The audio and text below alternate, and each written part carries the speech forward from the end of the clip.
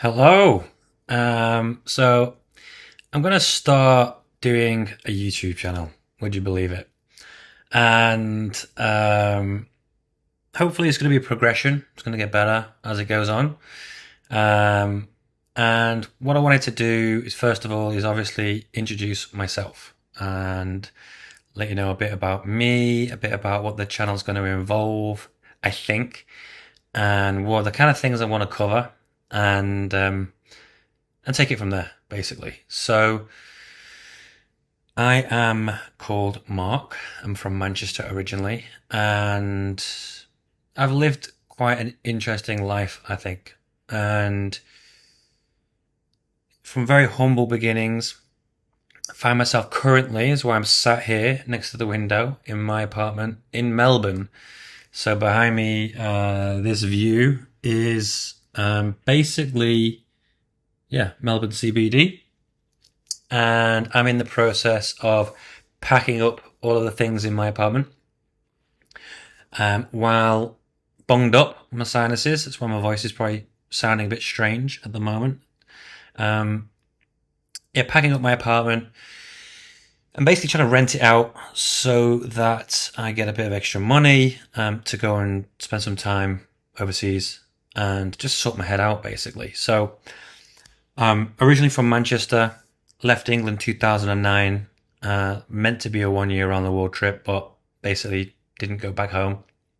Found opportunities, found life, etc. And so, part of my story really is and what this channel is going to be about a lot is mental health. Mental health, especially for obviously me as a man, a straight. I'm currently 40 years old, straight white male, coming from the northwest of England. What that means, how I've dealt with it, how I've had my ups and downs over the years, and yeah, currently going through quite a significant mental health challenge. Hence why I'm packing up my apartment to go traveling, just to try and give myself some change of scenery, basically. The other concept I'm going to be covering probably quite a lot is this concept of being an in-betweener. And so I'm borrowing that term from a popular show from the UK. They made a few movies. You can Google it. You can watch it. I recommend you do because it's quite funny.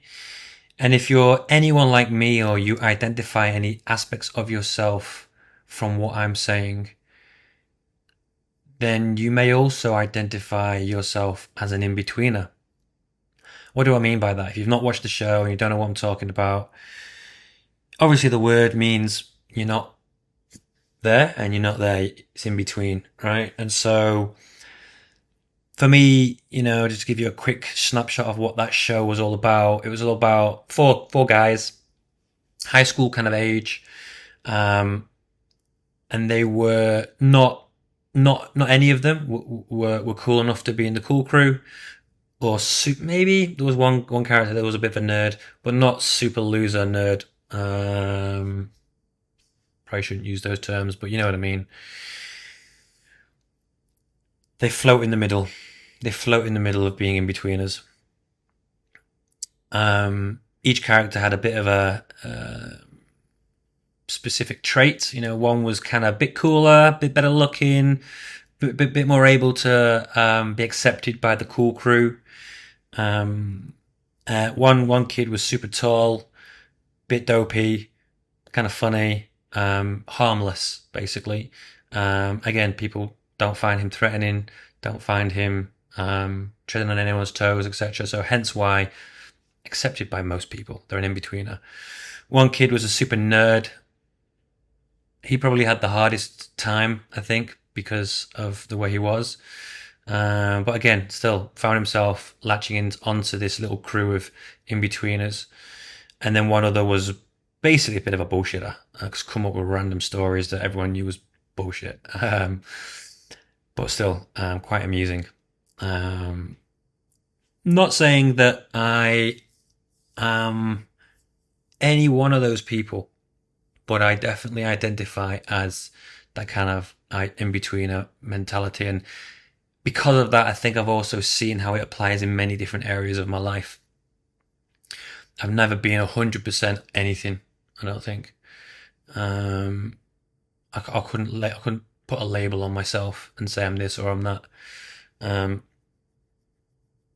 in career, in sport, in life. So yeah, in betweener, mental health, obviously what it's like being born in 1986, from parents who are, they had me late.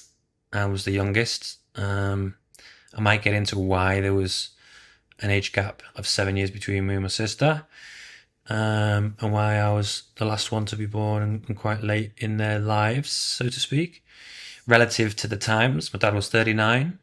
My mum was about four or so years younger than my dad. And I'm now 40 and I have no kids. So, what it's like to be male, 40, from parents who are a bit older than most of the parents of, friends of mine. How that probably relates to me finding myself having more in common and getting on better with people older than me. I think because of the values that parents of a certain age pass down, versus, like I said, people my own age, their parents would be quite a lot younger and had different experiences.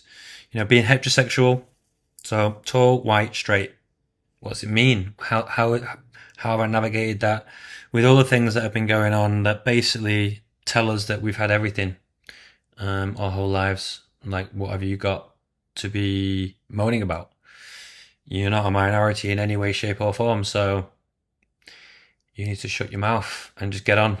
I think that has an impact on mental health as well. You can't really speak out. You don't feel like you can speak out as easily, I think. I think the global financial crisis has had a big impact in my life, and then all the other crises beyond. Then we can get into how that's evolved. Like the pandemic, for example. I'm in Melbourne. If anyone knows, of watching the news or everyone had it tough in the pandemic, but there is, I think, a belief that the Melbourne didn't manage it very well, and on a world stage, I think probably had most of the lockdowns you could ever have, really, and how that affected us and me. Travel, I left England in 2009. I had done bits of travel before that, but nothing really extended, and I'll probably share lots of stories about travel and things I've learned, experiences, etc. So that will be a large part of what I'll be talking about in future videos. And the status quo. And do you follow the status quo, or do you break free of the status quo? And how I've found myself, again, probably as an in-betweener within that whole concept of, what is the status quo? Your parents probably give you guidance and support of how they want you to live your life. What was successful in their lives, how they managed to get ahead and do whatever they needed to do to bring you up and support you and have the means, the money, the house, all the things you need to bring up kids. And obviously their learnings, they're going to try and give you the benefit of. But then obviously I feel like a lot is changed from their lifetimes to the lives that we've had to live. If you're a similar age to me, give or take a few years, let's say, because of the things that we've just mentioned, the GFC, the pandemic. I'm going to talk about career. I'm going to talk about the pursuit of wealth, status, career, what my experience has been like to date. I think it's quite fascinating, quite a lot of things that I'll talk about. Achieving goals that you've always wanted to achieve, and then what does it feel like after? Going into some areas around there and career. Being from England, being from the Northwest, living in Australia for a long time, also spending time in Southeast Asia, living in Laos for a couple of years. I might talk about a few of the people I met there and a few of the stories and things I learned through those experiences. And I have written down here that labels, who are they good for? What are they good for? Like I said, a running theme I'm probably going to have within here is being an in-betweener.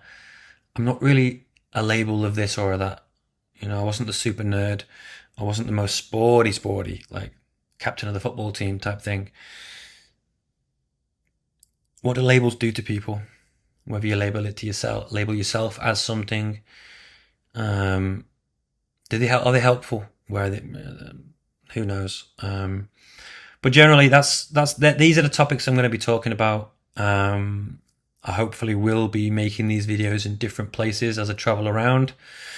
I'll be starting off in Asia, I think. Hopefully get this place rented out. And I will spend some time in the UK with my family. I haven't seen them for 2 years. So it's all going to be quite, hopefully, therapeutic. Doing these videos, I think, is going to be quite therapeutic, just to talk things through to myself, to the screen, to you, get comments, engagement, see if other people have similar experiences or feelings about different things. Sometimes you might feel there's a connection with one thing I'm saying, and other times completely not. When no two people are alike. But yeah, I'm basically hoping that by doing this, I can perhaps help other people. That was the whole reason for basically coming up with this idea. I came up with this idea about 3 years ago, rather than writing in my journal, just as my own mental health, writings. 3 years ago, I took a sabbatical, and I thought, you know what? There are so many stories I share when I travel with, complete strangers that they find fascinating, funny, engaging. Then why not write them down? Let's write them down. And that was the start of a book that I'm maybe halfway through writing. I need to order everything, and make it logical to follow in terms of a book. And I'd like to finish that book, maybe publish it somewhere online where you guys can read it, which will have all the different pits of my life, and probably eventually they'll all be within these videos on YouTube too. I think someone that I take a lot of what's the right word? Kind of, not advice from, but a similar path, a similar journey to some degree is Gary Stevenson. I don't know if anyone's watching his videos, but he's someone from a kind of working class background who's done well, sharing his viewpoints about the economy. Obviously, Gary's economics, and I see other people who are doing YouTube. So just start sharing, start creating. I've got a friend who's into rugby. He's doing lots of content, and I just feel like these days that there are so many people who watch YouTube and who take pleasure out of just seeing people who have different points of view, or even very similar points of view, and then following them. Diary of a CEO is another one. I got onto that quite early, and look at it, boom. So I feel like this is the start of sharing a point of view that I don't think is hugely unique, but I've not seen anyone share it the way I'm going to be planning on sharing. And like I said, those are the main topics I think I'm going to be covering. And I hope you enjoy. I hope you enjoy the journey and you come along with me. And what do they say? Like, subscribe, comment, and just tell me where, if I've touched on anything there that you feel's more you want to hear about sooner rather than later. Then I'll probably prioritize them. But thank you for listening this far, if you've listened this far, and I'll love you and leave you.